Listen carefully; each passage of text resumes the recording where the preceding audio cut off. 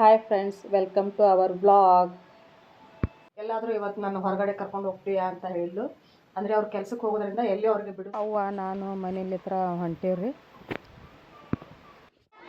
Bus ನೋಡ್ರಿ ಎಷ್ಟು ಗದ್ದಲೈತಿ, ಎಷ್ಟು ರಶ್ ಅದಾವು. ಯಾವ ಊರಾಗದೆ ನಿಮಗೆ ಗೊತ್ತಾಯ್ತು ಅಂತ ಅನಿಸ್ತತಿ.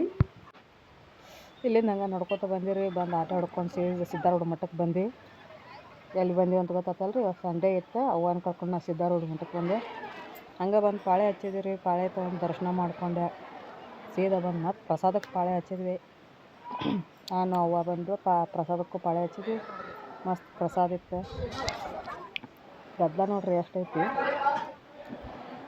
ಸಜ್ಕ ಮಾಡ್ಸಿರ, ಅನ್ನ ಸಾರು,